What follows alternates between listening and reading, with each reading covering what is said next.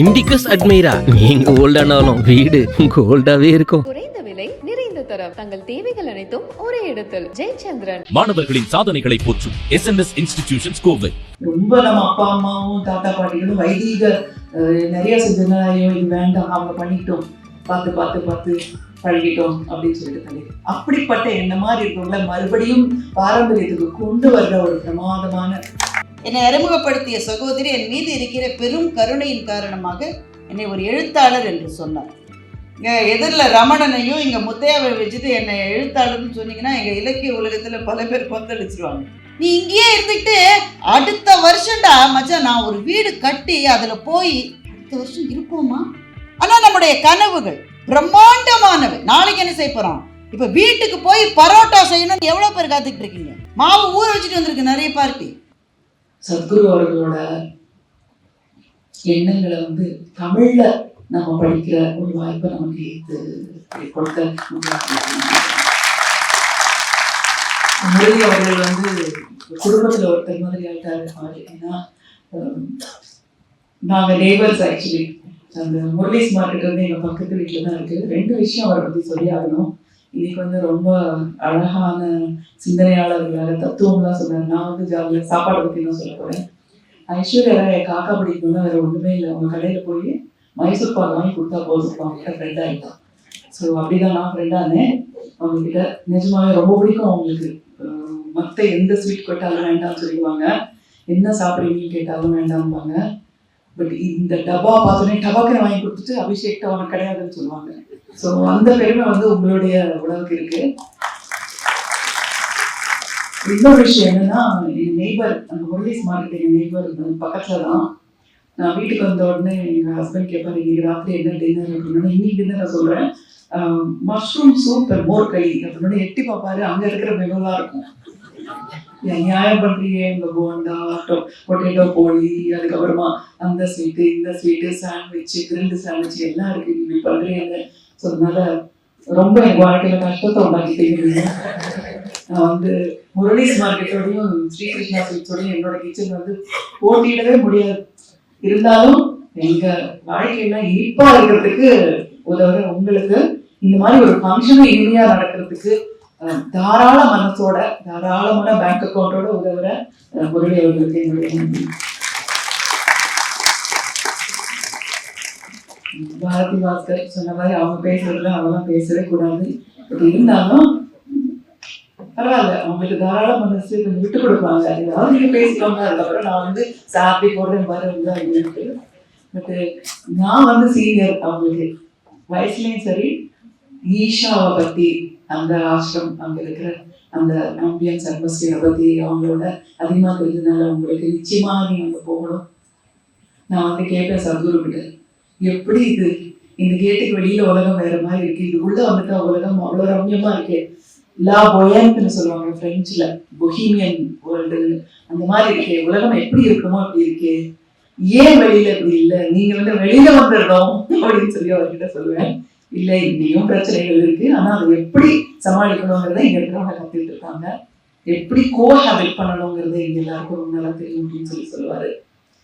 சத்குருவோட எனக்கு அறிமுகம் கிட்டத்தட்ட 15 வருஷத்துக்கு முன்னாடி, 16 வருஷத்துக்கு முன்னாடி நினைக்கிறேன். ரஷ்யன் கல்ச்சர்ல ஒரு விழாவுக்காக அவர் வந்திருந்தாரு. முதல் தடவை நானும் மணிரத்னம் அவர்களும் போனோம். அவர் இப்பவும் சொன்ன ஒரு விஷயம் எனக்கு நல்ல ஞாபகம் இருக்கு. எடுத்த உடனே ஆன்மீகத்தை பத்தி சொல்லிட மாட்டார் அவரு. இந்த மாதிரி சாதாரணமா இருக்கிறவங்களுக்கு மனசுல புரியுற மாதிரி ஒரு விஷயம் சொன்னார். ஏன்னா நான் ஒரு டீ கடைக்காரன். அவர் என்ன பண்ணுவார் சொல்லுவாருன்னா, ராகுல் டிராவிடுக்கு எப்படி ஷார்ட் அடிக்கணும்னு சொல்லி கொடுப்பாராம். அதுக்கப்புறம் பிஎம்க்கு நாட்டை எப்படி நடத்தணும்னு சொல்லி கொடுப்பாரு. கமலஹாசனுக்கு எப்படி நடிக்கணும்னு சொல்லி கொடுப்பாரு. ஆனா டீ எப்படி போடணும்னு கேட்டா அதுல கொஞ்சம் சந்தேகம் தான் இருக்கும் அவருக்கு அப்படின்னு சொல்லி ஆரம்பிச்சு நிறைய விஷயங்கள சொன்னாரு. both of us were really engrossed and involved. அதுக்கப்புறம் அவரை நேர பார்க்குற வாய்ப்பு கிடைச்சது. அப்போதான் நான் என்னுடைய தொண்டு நிறுவனமான நாம தொடங்கிட்டு இருந்தேன். என்ன பண்ண போறேன் அப்படின்னு கேட்ட உடனே, தனித்து வாழும் பெண்களுக்காக ஒரு அமைப்பு அப்படின்னு. அப்போ தனித்து வாழும் ஆண்கள் என்ன பண்ணுவாங்க, அவங்களுக்கு பேர் கல்யாணம் பண்ணி வைக்கிற பொறுப்பு வாங்கலாம் அப்படின்னாரு. ஐயோ, இது என்ன இப்படி சொல்றாருன்னு பார்த்தேன். நான் அதை பத்தி யோசிக்கவே இல்லை. தனித்து வாழும் பெண்களுக்கு ஒரு எம்பவர்மெண்ட் வேணும்னு அங்க போயிட்டு நாங்க ஒரு மாசத்துல நீ கல்யாணம் பண்ணிக்கிறியா, நீ கல்யாணம் பண்ணிக்கிறியா, ஐயோ வேண்டாம் மேடம், ஐயோ வேண்டாம் மேடம், யாருக்கும் கல்யாணம் பண்ணி வைக்க முடியல எங்களால. ஸோ கிட்டத்தட்ட ஒரு வருஷம் கழிச்சு மறுபடியும் சத்குருவை நான் மீட் பண்ணேன். மீட் பண்ணப்போ நேராக சொன்னேன், மன்னிச்சிடுங்க சத்குரு, ஒரு பெண்ணை கூட என்னால் கன்வின்ஸ் பண்ண முடியல கல்யாணம் பண்ணிக்கோ திரும்பின்னு சொன்னதுக்கு அப்படின்னதுக்கு, அவளுக்கு கல்யாணம் ஆச்சுன்னா உனக்கு வேலை போயிடுமே, அதனால பரவாயில்ல நல்லதுதான். ஸோ அப்படிதான் சத்குருவை நான் சந்திச்சேன். அதுக்கப்புறம் மெதுவாக உள்ள வந்து இன்னர் இன்ஜினியரிங் நான் ஒரு 35 பேர் சேர்ந்தோம். அதுக்கு அடுத்த ஸ்டேஜுக்கு போகிறதுக்கு வந்து எனக்கு வந்து தைரியம் வரல. ஏன்னா அவ்வளோ ஆன்மீகம் பற்றி தெரியாது, அவ்வளோ தெய்வீகமும் எனக்கு புரியாது. ஏன்னா ரொம்ப வைதிகமான குடும்பத்தில் வந்துட்டாலே எல்லாரும் கொஞ்சம் பின்னாடி போயிடும். அது அந்த எல்லாருமே உணர்ந்துருக்கீங்கன்னு நினைக்கிறேன். ரொம்ப நம்ம அப்பா அம்மாவும் தாத்தா பாட்டிகளும் வைதீக நிறைய செஞ்சதுனால ஐயோ இது வேண்டாம் அவங்க பண்ணிட்டோம், பார்த்து பார்த்து பார்த்து பழகிட்டோம் அப்படின்னு சொல்லிட்டு தலை. அப்படிப்பட்ட என்ன மாதிரி இருக்கவங்கள மறுபடியும் பாரம்பரியத்துக்கு கொண்டு வர்ற ஒரு பிரமாதமான ஒரு வித்தைய ஒரு சேவையை தான் வந்து சத்குரு செஞ்சிருக்காரு அப்படின்னு தான் சொல்லணும். நான் வந்து இன்னர் இன்ஜினியரிங்க்கு அடுத்த ஸ்டேஜுக்கெல்லாம் போகலை, பாவஸ் பந்தனாக்கெல்லாம் போக எனக்கு வந்து தைரியம் கிடையாது. ஆனால் நான் வந்து 2 முறை வந்து இன்னர் இன்ஜினியரிங்க்கு வாலண்டியராக போயிருக்கேன். நான் ஒரு 5 நாள் வாலண்டியராக போயிருக்கேன். நிறைய கற்றுக்கிட்டேன். சத்குருவை நேர பார்த்து அவரோட கேட்டது இல்லை, ஹெட்ஃபோனில் அதை போட்டுட்டு நம்ம வாக் போகும்போது கற்றுக்கிட்டதான் இல்லை விட அவர் சொல்லி கொடுத்து மனிதநேயம் என்ன அப்படிங்கிறது அவங்களோட பக்கத்துலேயே இருந்து பார்த்தவங்க நமக்கு ப்ரீஃப் பண்ணும்போது ரொம்ப ரொம்ப ரொம்ப ரொம்ப அற்புதமாக இருக்குது.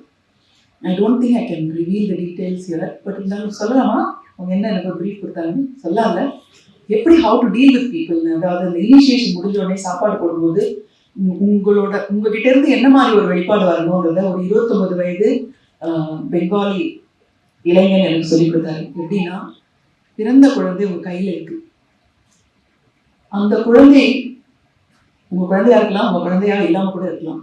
அந்த குழந்தைகிட்ட இருந்து உங்களுக்கு எதுவுமே கிடைக்காது. ஆனா நீங்க அந்த குழந்தைய உங்க உயிர் மாதிரி பார்த்துக்கணும் இல்லையா? ஒரு அன்னை இல்ல ஒரு பெண்ணா எந்த குழந்தையா இருந்தாலும் பார்த்துக்குவோம், அதுவும் அன்னையா இருந்தா எப்படி பார்த்துக்குவோம், அந்த மாதிரி இந்த இன்னர் இன்ஜினியரிங் வந்திருக்கிற 120 பேரையும் நீங்க பார்த்துக்கணும் அப்படின்னு சொன்னார். 29 வயசு ஒரு பெங்காலி இளைஞன் கிட்ட இருந்து எனக்கு கிடைச்சிச்சு. அடுத்த வருஷம் நான் போனேன்.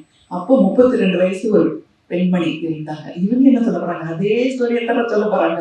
அப்ப சொல்லுவேன், பார்த்தீங்களா பழைய ஸ்கிரீன்லயே சொல்றீங்களேன்ட்டு. இல்ல, அந்த பெண் என்ன சொன்னாங்கன்னா, இப்போ சத்குரு இப்படி நடந்து வந்தா நீங்க என்ன பண்ணுவீங்க அப்படின்னு கேட்டாங்க. நாங்க எல்லாம் எழுந்து நின்று மரியாதை கொடுப்போம் அப்படின்னு. 120 சத்குரு இருக்காங்க இங்கே. நீங்க பாக்குற இந்த 120 பேரும் சத்குரு. அப்ப நீங்க எப்படி நடப்பீங்களோ அப்படி நடத்தணும். ஆஹா சரி, நமக்கு தெரியாத ஸ்கிரீன் பிளே இதெல்லாம் வந்து உட்கார்ந்து ரூம் போட்டு கதையெல்லாம் எழுதுனா வராது. இது வந்து உள்ள வரணும். அது வர்ற ஒரு அட்மாஸ்பியர், ஒரு ஆம்பியன்ஸ் வந்து ஈஷால இருக்கு, மனதளவுலையும் இருக்கு, அந்த ஈஷா அந்த வளாகத்திலையும் இருக்கு. அந்த வளாகம் வந்து அங்கக்குள்ள போகாம உலகம் ஃபுல்லா வரணும்ன்றதுதான் என்னுடைய ஆசை. நான் வந்து சத்குரு ஒரு இன்டர்வியூ பண்ணியிருக்கேன் கலாட்டாக்காக, முதல் இன்டர்வியூ அது. இப்போ நான் நிறைய கேள்விகள் கேட்டேன். அப்போ கேட்டேன், யாரு உங்களுக்கு அப்புறம் அப்படின்னு சொல்லி கேட்டேன். நிச்சயமா யாராவது எங்களுக்கு தெரியணும், உங்களுக்கு அப்புறம் யார் இதை வந்து உலகத்துக்கே எடுத்துட்டு போறாங்க அப்படின்னு. இவ்வளோ பெரிய நிறுவனத்தை நான் இந்த அமைப்பை உண்டாக்கினா எனக்கு அடுத்து யாருன்னு நான் யோசிக்காம இருப்பேனான்னு ஒரு பதில் சொன்னாரு. அந்த கேள்வியை தான் நாங்கள் இன்னும் அந்த பதிலை தான் நாங்கள் எதிர்பார்த்துட்டு இருக்கோம். ஏன்னா ஐயா சொன்ன மாதிரி இங்கே மட்டும் நிறுத்தக்கூடாது, இது வந்து உலகம் ஃபுல்லா பரவணும், இந்த யூனிவர்ஸ் ஃபுல்லா பரவணும். நான் சொன்னேன், பாரதி வாசலுக்கு புரியாது, அங்கே வந்தாதான் புரியும். அங்கே உள்ள போய் பார்த்தாதான் அந்த நிதர்சனமான உண்மை, அந்த தெளிவான அந்த ஃபோர்ஹெட் இருக்கு பாருங்க, நெற்றி எல்லாருக்கும் அந்த தீர்க்கமான கண்கள், அது வந்து உலகத்துக்குள்ளா வந்து சேரணும் அப்படின்னு என்னுடைய ஆசை. ஸோ இந்த புஸ்தகம் எல்லாரும் படிக்கணும். நிச்சயமாக நிறைய கேள்விகளுக்கு பதில் கிடைக்கும். எனக்கு இன்னும் கருமான என்னன்னு தெரியல, ஒரு சின்ன இதுதான் பிரீஃப் தான் எனக்கு தெரிஞ்சது. இந்த புஸ்தகத்தை படிக்க உள்ள மாதிரி நானும் ரொம்ப ஆர்வமாக தான் இருக்கேன்.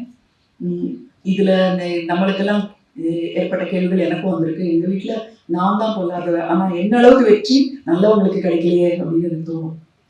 ஸோ இந்த கேள்வி வந்து எல்லாருக்குமே இருக்கும். ஸோ நல்லவர்களுக்கு வெற்றி கிடைக்கணும், நல்லவர்களுக்கு சந்தோஷம் கிடைக்கணும், கர்மாங்கிறது என்ன அப்படிங்கிறதெல்லாம் இந்த புத்தகத்துல பார்த்து நம்ம படிச்சு தெரிஞ்சுக்கணும். உங்களை மாதிரி ஆர்வமா இருக்கேன். ஸோ இங்க கூப்பிட்ட ஈஷாவை சேர்ந்த எல்லாருக்கும் என்னுடைய நன்றி. ஒரு புத்தகத்தை படித்துவிட்டு அதை பற்றி பேசுவதற்காக இந்த மேடைக்கு நான் அழைக்கப்பட்டிருக்கின்றேன். ஆனால் இங்கே வந்த பிறகு ரொம்ப ஆச்சரியமாகவும் வித்தியாசமாகவும் இருக்கின்ற அனுபவ துளிகளிலே நான் நனைந்து கொண்டிருக்கின்றேன். நான் வந்து உட்கார்ந்த உடனேயே திருமதி சுஹாசினி அவர்கள், நீங்கள் அங்கே ஈஷாவுக்கு போயிருக்கீங்களான்னு கேட்டாங்க. இல்லை, இது மட்டும் வந்ததில்லைன்னு சொன்னேன். அந்த உலகமே வேறு உலகம் அது என்று அவர் சொன்னார். எனவே அந்த உலகத்தோடு அனுபவம் இருக்கிற உங்களில் பலர் நிறைந்திருக்கின்ற இந்த அவையில் நான் பேசுவது என்பது கொல்லர்கள் வசிக்கின்ற தெருவிலே ஊசியை விற்க போனவர்களினுடைய கதையாகிவிடுமோ என்று அச்சமாக இருக்கிறது. அதுலேயும் எனக்கு முன்னால் பேசிய என்னுடைய நல்ல நண்பர் முத்தையா அவர்கள் கிட்டத்தட்ட புத்தகத்தை முழுவதுமாக சொல்லிட்டார். அவருக்கு அது ஞாபகமும் இருக்கு, புரியவும் புரியுது. நமக்கு ரெண்டுமே கஷ்டம். இந்த மேடையில் என்ன செய்வது என்கின்ற ஒரு வியப்பிலே நான் நின்று கொண்டிருக்கின்றேன். அவருக்கு ஒன்றும் கவலை இல்லை, ஏனென்றால் அவர் முற்றும் துறந்தவர். அவர் வந்து ஏர்போர்ட்ல ஷாப்பிங் பண்ண பைய தொலைச்சிருக்காரு. கடைசி நிமிஷத்துல யாருக்காவது வாங்கிட்டு போலன்னா வீட்டில் சண்டை வருமேன்னு வாங்கிறது தான் ஏர்போர்ட் ஷாப்பிங். அந்த பையையும் தொலைச்சிருக்காரு. கையில் வச்சிருக்கிற ஹேண்ட் கேரி லக்கேஜையும் தொலைச்சிருக்காரு. செக்கின் லக்கேஜையும் தொலைச்சிருக்காரு. அதாவது யாரோ ஒருத்தர் இவர் எதுவுமே சொல்ல மாட்டார், செய்ய மாட்டார்ன்ற முடிவோட இவரை மட்டும் டார்கெட் பண்ணுறார். இது மூன்றையும் தொலைத்த பிறகு எப்படிடா வீட்டுக்கு போவது என்கின்ற குறைந்தபட்ச அச்சம் கூட இல்லாமல் எல்லா வினையும் தொலைந்து விட்டது என்று மகிழ்ச்சியோடு இருக்கக்கூடிய அவங்க திருமதி சுஹாசினி அவர்கள் 29 பேர் இருந்தால் அத்தனை பேரையும் சத்குருவை பார்ப்பது போல, 129 பேர் இருந்தால் அத்தனை பேரையும் சத்குருவை போலவே பார்த்து கொள்கிற கருணையும் அன்பும் கொண்டவர்கள். இந்த கூட்டத்தில் நான் இல்லவே இல்லை. நான் இங்கேயோ கீழ்ப்படியில் இருக்கேன். இங்கே எப்படி வந்தேன்னு எனக்கு தெரியல. ஏன்னா வாழ்க்கையில் சில விஷயங்கள் இப்படித்தான் நடக்கும். அதனால் வெளியிலிருந்து இருக்கிற ஒருவர் இந்த புத்தகத்தை பற்றி பார்க்கிற பார்வையில் அவர்களுக்கு என்ன கிடைக்கிறது என்பதைத்தான் இந்த அவையிலே ரொம்ப சுருக்கமாக நான் சொல்லலாம் என்று இருக்கின்றேன். எனக்கு முதலிலே எனக்கு எது பிடித்தது என்பதை சொல்லிவிடுகிறேன். நான் பட்டிமன்ற பேச்சாளர், அதுதான் என்னுடைய அடையாளம். என்னை அறிமுகப்படுத்திய சகோதரி என் மீது இருக்கிற பெரும் கருணையின் காரணமாக என்னை ஒரு எழுத்தாளர் என்று சொன்னார். சில தவறுகளை நீங்கள் மன்னித்து விடலாம். நான் எழுத்தாளராக முயற்சி செய்து கொண்டிருக்கிற ஒரு பேச்சாளர், அவ்வளவுதான். இங்கே எதிரில் ரமணனையும் இங்கே முத்தையாவை வச்சுட்டு என்னை எழுத்தாளர்னு சொன்னீங்கன்னா எங்கள் இலக்கிய உலகத்தில் பல பேர் கொந்தளிச்சிருவாங்க. எங்களினுடைய உலகம் பட்டிமன்ற உலகம். அதில் ரொம்ப ரொம்ப முக்கியமானது பறந்து வருகின்ற அந்த சரங்களை, அதாவது அந்த அம்புகளை வாங்கி அதை அப்படியே திருப்பி கொடுக்கணும். அதுதான் எங்களுக்கு இருக்கிற சேலஞ்ச். நிறைய பேர் எங்களிடம் தொடர்ந்து கேட்கிற கேள்வி முன்னாடியே ப்ராக்டிஸ் பண்ணிவிடுவீங்க தான். நான் சத்தியமாக கிடையாது. ஏன்னா நாங்கள் ப்ராக்டிஸ் பண்ணி இங்கே நாடகம் நடத்தினால் அதை கூட கண்டுபிடிக்க முடியாதவர்கள் ஆடியன்ஸு. தயாரிக்கப்பட்ட உரைக்கும் ரிஹர்சல் பண்ணி செய்கிற ட்ராமாவுக்கும் ஸ்பான்டேனியஸாக வர்றதுக்கும் வித்தியாசம் தெரியாதவர்கள் இல்லை நம்முடைய ஆடியன்ஸ். அறிவார்ந்த ஆடியன்ஸ் தானே அவங்க. அதனால் அந்த இடத்துல வர்றது தான். அப்போ அப்படி பார்க்கிற போது சத்குரு அவர்களிடம் ஒரு பெண் ஒரு கேள்வி கேட்டார். அதை நான் யூடியூப்பில் பார்த்தேன். எனக்கு அந்த தர்க்கம் வந்து ரொம்ப பிடிச்சிருந்தது, அந்த லாஜிக் ரொம்ப பிடிச்சிருந்தது. அந்த பெண் கேட்கிறா, இது பொதுவாக நம்முடைய இளைஞர்களினுடைய பொது புத்தியில் இருக்கிற ஒரு கேள்வி. சீதையை வந்து அவ்வளவு தூரம் கஷ்டப்படுத்தினார் ராமன். அவர் எப்படி நீங்கள் ஒரு கடவுள்னோ ஒரு கதாநாயகனோ நீங்கள் ஒத்துக்க முடியும் என்பது கேள்வி. இந்த கேள்வி நிறைய நம்மை சுற்றி இருக்கிற ஒரு கேள்வி. ராமாயணத்தை முழுமையாக படிக்காதவர்கள் தான் இப்படி கேள்வி கேட்கவும் முடியும். அதற்கு எப்படி அவர் பதில் சொல்ல போகிறார்? என்ன கேட்பது ஒரு இளைஞர். நாமெல்லாம் பிள்ளையா இருக்கும்போது வீட்டில் இந்த மாதிரிலாம் நாங்கள் கேள்வி கேட்டால் ஒரே ஒரு பதில், உட்காரு உட்காரு. கேட்குற நீ குன்றும், அதுதான் பதில். இப்போ இளைஞர்கள் இந்த கேள்வியை கேட்பது ரொம்ப நமக்கு தேவை. ஏனென்றால் ஒரு சபையிலே எழுந்து ஒரு கேள்வியை கேட்கிறவன் அந்த நேரத்தில் முட்டாள். அந்த கேள்வியை கேட்காதவன் வாழ்நாளெல்லாம் முட்டாள் என்று ஒரு சீன பழமொழி சொல்லுகிறது. அப்போ அந்த குழந்தை கேட்டாச்சு, அது குழந்தை தான் எனக்கு சொல்ல வருது, அது காலேஜில் படிக்கிற ஒரு ஸ்டூடெண்ட்டுன்னு நினைக்கிறேன். அதுக்கு ஒரே சந்தோஷம், எப்படி மாட்டிக்கிட்டேன் பார்த்தியா, மாட்டிக்கினே அந்த ரேஞ்சில் கேட்குது அந்த குழந்தை. அவர் ரொம்ப சிரிப்பை அகற்றாமல் அவர் என்ன பதில் சொன்னார் என்றால், சீதையை ராவணன் தூக்கிட்டு போனது அந்த தண்டகாரண்யம் எங்கே இருக்குது, பீகாரில் இருக்குது. எங்கே கொண்டு போய், அவருக்கு புஷ்பக விமானம் இருக்குது, கொண்டு போய் இலங்கையில் வச்சுட்டார். பீகார்லேருந்து இப்போ suppose you are married tomorrow and somebody has abducted you, wouldn't you expect your husband to come and at least make an attempt to save you? இவ்வளவு தூரம் நடந்து அவளுக்காக அந்த கணவன் காதலாகி கசிந்து கண்ணீர் மல்க, கம்பராமாயணத்தில் பெரும்பாலான பாடல்கள் ராமனுடைய காதலை சொல்லுகிற பாடல். ராமனுடைய பெருங்காதல் தான் கம்பராமாயணத்திலே மிக அதிகமாக பேசப்படுகிறது. நம்ம அதை படிக்காததுனால நமக்கு என்ன இம்ப்ரெஷன் வருதுனாக்க, சீதையை ராமன் கஷ்டப்படுத்திட்டான், அப்புறம் எப்படி நல்ல தலைவர், அதுக்கு சிரிச்சுக்கிட்டு நல்ல பதில் சொன்னார். அவ்வளவு தூரம் ஒரு கணவன் உன் தேடி வந்தால் பாப்பா உனக்கு அது மகிழ்ச்சியாக இருக்காது, அவனுடைய கணவனே அப்படி வர வச்சுக்கோ, உனக்கு மகிழ்ச்சியாக இருக்காதான்னு கேட்டினா அந்த பொண்ணுக்கு என்ன பதில் சொல்கிறதுனே தெரியல. எனக்கு இதுதான் முதல் அறிமுகம். எனக்கு என்னை கவர்ந்தது அந்த லாஜிக் தான். அவர் கடவுள், அவர் என்ன செய்தாலும் சரி, அந்த மாதிரியான பதில்கள் இல்லாமல் அது எது அந்த இடத்திலே மிகச்சரியான தர்க்கவாதமோ அதை வைத்து அந்த இளம் பெண்ணுக்கு அவர் பதில் சொன்னது ஒரு பட்டிமன்ற பேச்சாளராக என்னை மிகவும் கவர்ந்தது. நம்முடைய இந்து சமயத்துக்கு 6 தரிசனங்கள் உண்டு என்று சொல்லுவார். சாங்கியம், யோகம், வைசேஷிகம், நியாயம், பூர்வ மீமாம்சம், உத்தர மீமாம்சம் என்ற 6 தரிசனங்கள் இந்து சமயத்துக்கு உண்டு. இந்த மதத்துக்கு கரிக்குலமே கிடையாது, இதுக்கு டெக்ஸ்டே கிடையாதுன்றவங்களுக்கு நாம் சொல்ல வேண்டிய பதிலே இதுதான். 6 தரிசனங்கள் உண்டு. இதிலே ஒரு முறை வெறும் சம்பிரதாயங்களை சொல்லுவது, இன்னொரு முறை எதுவுமே சம்பிரதாயமே தேவையில்லை என்று சொல்லுவது. இந்த ஃபுல் ஸ்பெக்ட்ரம் இருக்கு இதில். அதிலே நியாயம் என்று ஒரு தரிசனம். நியாயம் என்ற தரிசனமே லாஜிக், தர்க்கத்தின் மூலம் நிறுவுவது. அப்போ நமக்கு எதிர்கருத்து கொண்டிருப்பவர்களை வெறுப்பதனால் அல்ல, அவர்களை சபையிலே வைத்து அவமானப்படுத்துவதனால் அல்ல, மறைவிலே நின்று தன்னுடைய பெயரையும் ஐடென்டிட்டியையும் மறைச்சுக்கிட்டு அவங்களை பற்றி தவறான செய்திகளை போடுவதனால் அல்ல, அந்த தர்க்கத்தை நேருக்கு நேர் நின்று தர்க்கவாதமாக அதற்கு பதில் சொல்லி அந்த இடத்தில் தன்னுடைய கருத்தை நிறுவுவதுதான் இன்றைக்கு நம்முடைய இளைஞர்களுக்கு ரொம்ப தேவையாக இருக்கிறது என்று நான் நினைக்கிறேன். ஆனால் ஒரே ஒரு தருணத்தை மாத்திரம் சொல்லி நான் முடித்துக் கொள்ளலாம் என்று அவர் சொல்றாரு, எப்படி how to get rid of karma. அப்போ அவர் கேட்குறாரு, நீ யார், நம்ம பார்த்து கேட்குற நீ யார். அந்த கேள்விக்கு எந்த தளத்திலே நான் பதில் சொல்வது? நான் ஒரு அம்மா, நான் ஒரு பேச்சாளர், நான் ஒரு எழுத்தாளராக முயற்சி செய்து கொண்டிருக்கிறவர், நான் ஒரு வங்கி பணியாளர், எவ்வளோ தளங்கள்லேருந்து பதில் சொல்லலாம். ஆனால் யார் நான்?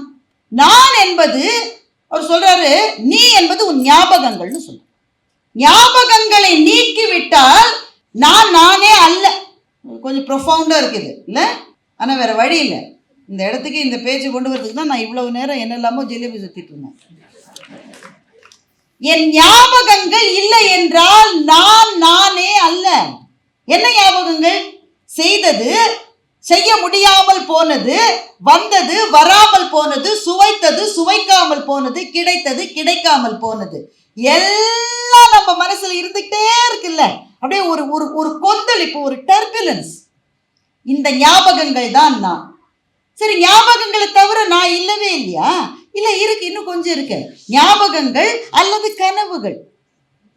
நீ இங்கேயே இருந்துக்கிட்டு அடுத்த வருஷம்டா மச்சான் நான் ஒரு வீடு கட்டி அதில் போய் அடுத்த வருஷம் இருப்போமா? ஆனால் நம்முடைய கனவுகள் பிரம்மாண்டமானவை. நாளைக்கு என்ன செய்ய போகிறோம்? இப்போ வீட்டுக்கு போய் பரோட்டா செய்யணும்னு எவ்வளோ பேர் காத்துக்கிட்டு இருக்கீங்க? ரெடியாக இருக்கு, மாவு ஊற வச்சுட்டு வந்திருக்கு நிறைய பார்ட்டி. அடுத்தது என்ன செய்ய போகிறோம்? இரவு என்ன, நாளைக்கு என்ன, நெட்ஃப்ளிக்ஸில் நாளைக்கு என்ன படம் பார்க்க போகிறோம்? அடுத்த வாரம் என்ன செய்ய போகிறோம்? அடுத்த வருஷம் என்ன செய்ய போகிறோம்? 10 வருஷம் கழிச்சு என்ன? இந்த ஞாபகங்கள், கனவுகள் இரண்டையும் நீக்கிவிட்டால் நான் என்ற ஒரு தத்துவமே கிடையாது என்று அவர் எழுதுகிறார். சொல்லிட்டு அவர் நம்ம பார்த்து சிரிக்கிறார். எவ்வளோ முட்டாள்தனமாக இருக்குல்ல இது. உன்னுடைய ஞாபகங்களும் உன்னுடைய கனவுகளும் தான் நீ என்றால் அந்த ரெண்டுமே உன் கையில இல்லையே. இந்த உலகத்தில் எது நின்றது? எந்த ஞாபகம், எந்த நினைவு நின்றது? எல்லாவற்றையும் காலம் என்கின்ற மகா அசுரன் தன்னுடைய வாயிலே போட்டு முழுங்கி விட்டான். பெரும் அரசர்கள் எங்கே? பெரும் செல்வந்தர்கள் எங்கே? யாருமே கிடையாது. அப்போ உன்னுடைய ஞாபகங்கள் என்பது கொஞ்சம் கூட யதார்த்தம் கிடையாது, முடிஞ்சு போச்சு.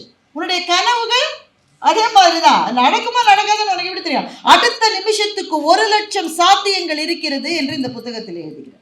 அடுத்த நிமிஷத்துக்கு 1,00,000 சாத்தியம், என்ன வேணா நடக்கலாம், என்ன வேணா நடக்கலாம். அப்போ நீ யார்?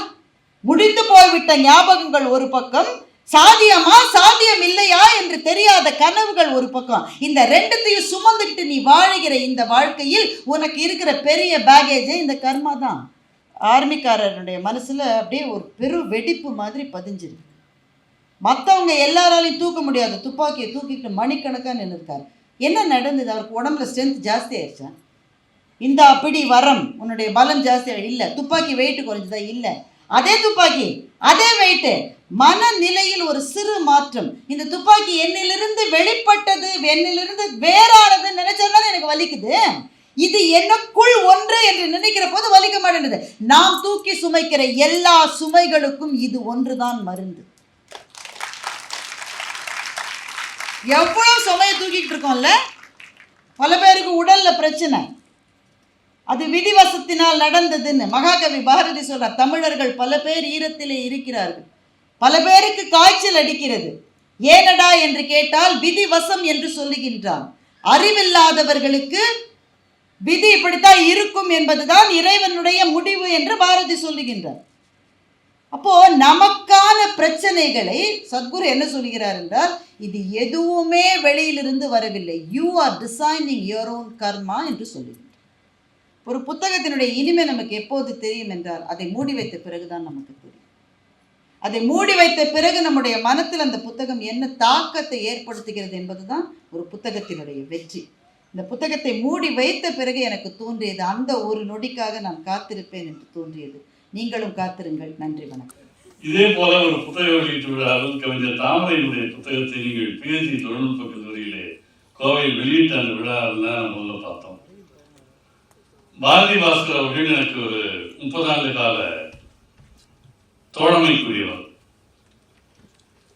பேச்சுலகில் எனக்கு கொஞ்சம் சீனியர். ஆனா இப்ப சொல்லிக்கலாம் ஈஷால ஜூனியர்னு சொல்லி கற்றுக் கொடுத்துட்டாங்க அவங்க. அதனால இந்த அருமையான நிகழ்ச்சி நம்முடைய மதிப்புக்குரிய இயக்குனர் ராமசாமி அவர்கள், இசைக்கவி ரமணன் அவர்கள், நண்பர் VP குமார் உள்ளிட்ட இந்த சபை எனக்கு மிகுந்த மகிழ்ச்சியை தருகிறது. பொதுவா ஈஷா தியான அன்பர்கள் மத்தியில் பேசுவது என்பது, நான் சொல்ற உதாரணம் கொஞ்சம் குரூடா இருக்கும். சிவகாசி பட்டாசு தொழிற்சாலைக்குள்ள தீ வைப்பது மாதிரி பட்டுன்னு பத்திக்கும். எத்தனை நாளைக்கு தான் அந்த கற்பூர புதின்னு அதே திரும்ப திரும்ப சொல்லிட்டு இருக்கிறது. அப்புறம் மேடம் பழைய ஸ்கிரீன் பிளேன்னு சொல்லிடுவாங்க. அதனால இது ஒரு சுகமான அனுபவம். சத்குரு அவர்கள் அவரை ஒவ்வொருவரும் ஒவ்வொரு கோணமாக பார்த்தார்கள். அவங்க கூட கேட்டாங்க, சத்குருவுக்கு அப்புறம் யாரு அப்படின்னு. அதுக்கெல்லாம் எங்களுக்கு பதில் எங்களுக்குலாம் நல்லா தெரியும். சத்குருவுக்கு அப்புறம் சத்குரு தான், சத்குருக்கு முன்னாலும் சத்குரு தான், எப்பவும் சத்குரு.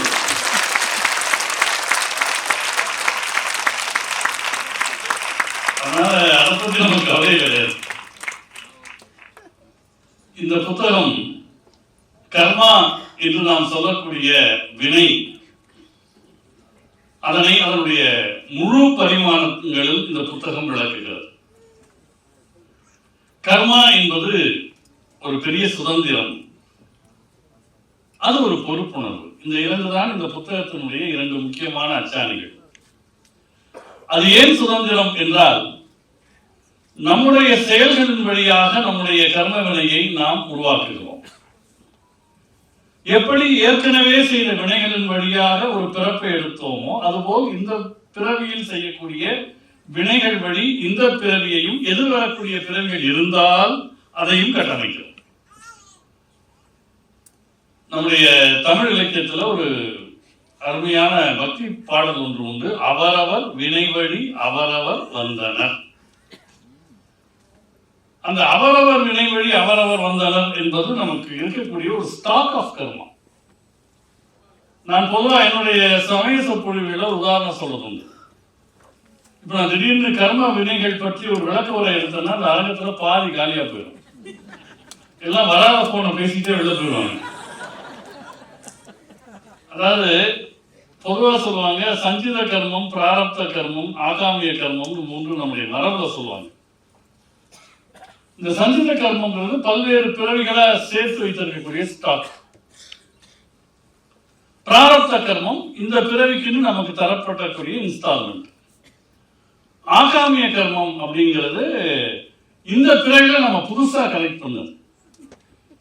இது நான் எப்படி ஒரு உதாரணம் சொல்றேன்னா, இப்போ ஃப்ளைட்டில் நம்ம போகிற போது செக்இன் லக்கேஜ்னு ஒன்று கொடுத்துருக்கோம். அது நம்ம கண்ணுக்கு தெரியாது, அது எங்கேயோ இருக்கும். அதான் சஞ்சித கர்மம். கையில் ஒரு ஹேண்ட் லக்கேஜ் கொண்டு போவோம், 5 kilo 7 kilo depending on the airline. அதான் பிராரப்த கர்மம், அந்த பிறவிக்குன்னு கொண்டு வர்றது. இந்த ஏர்போர்ட்டில் போய் சும்மா இருக்க மாட்டோம், அங்கே போய் ஷாப்பிங் பண்ணுவோம். அதான் ஆகாமிய கர்மம்.